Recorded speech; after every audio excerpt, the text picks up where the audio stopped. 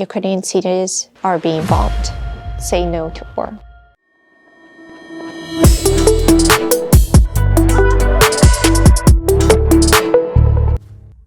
My name is Olga Belkon. Olya is a short name for Olga. I'm a master's student at the Department of Asian Studies at UBC, and I'm Russian. I'm originally from St. Petersburg, which is a western city in Russia. Half of my family you can consider to be Ukrainian. My mother was born and raised in Donetsk, or People's Republic of Donetsk currently.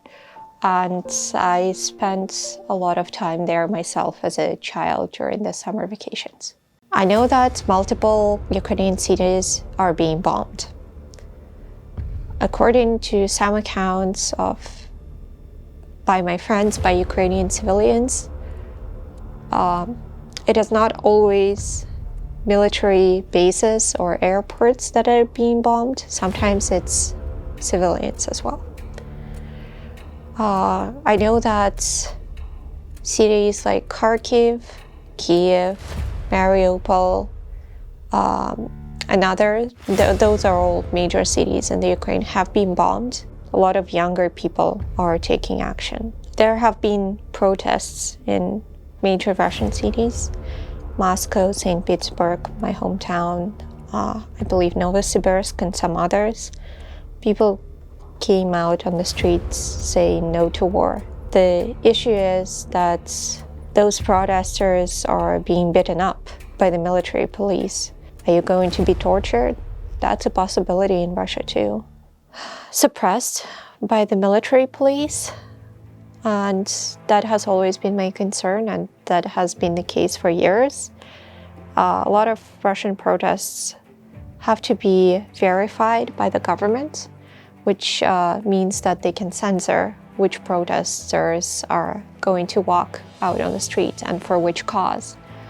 And sometimes even the sanctioned or approved protests end up in the beating ups of civilians because the military police and the police are trying to provoke them and trying to delegitimize the people and their voices.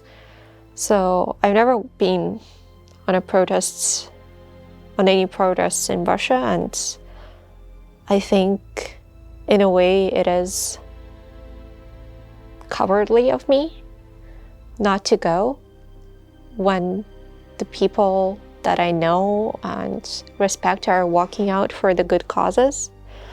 But I've always been too terrified to end up in jail for expressing my opinion publicly on the streets. Oh no. Well, I just cried.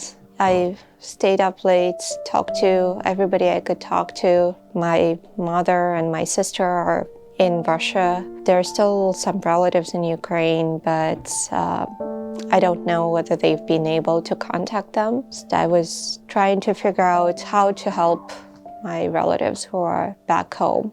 While I don't think that one person can fight the system on their own, I think they can encourage and lead others. This one is pretty self-explanatory. Do not support the war, and a Ukrainian flag. That was one of them. This is the slogan that Russian protesters use it as a hashtag or use it during protests. It says "Нет войне." In Russian, it means no to war. Say no to war.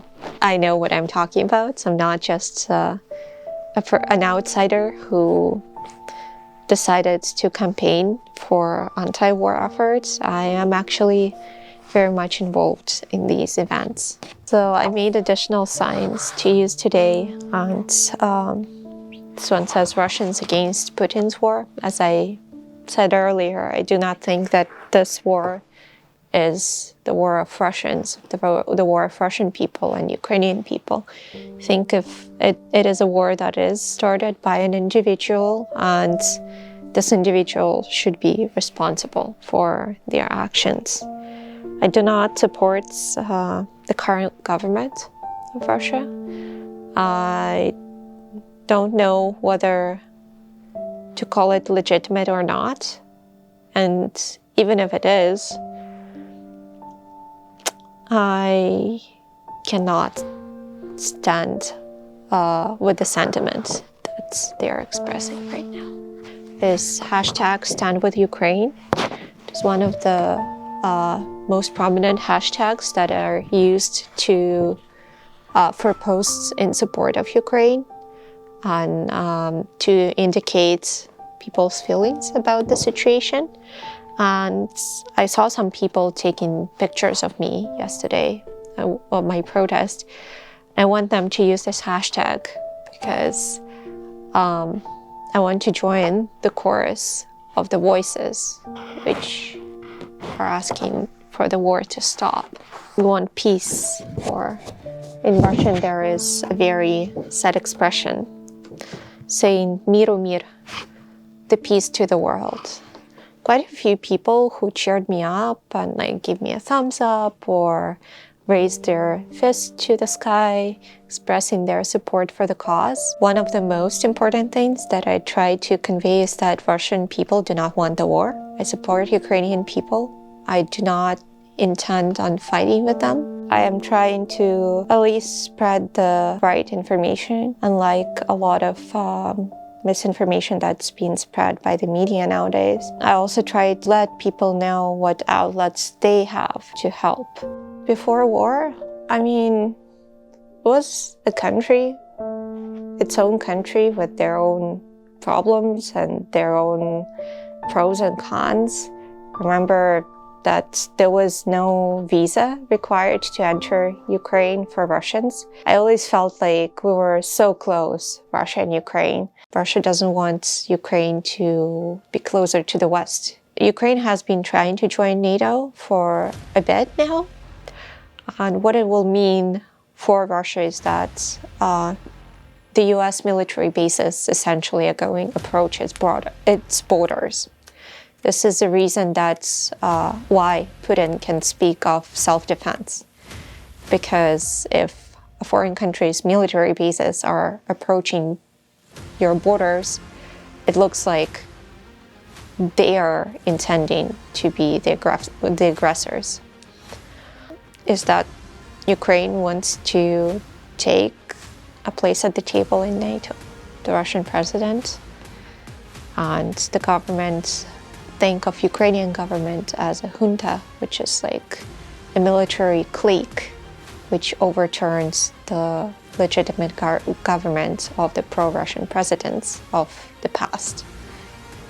They think that Ukrainians are neo-Nazi, that they should be stopped, and that Russia needs to intervene. And this is why this is all happening. Their lives lost, their relationships severed. There are obviously, as I said, even within Russian people, there are very different opinions on the war. Some have relatives in Ukraine, some don't. Some think that Ukraine,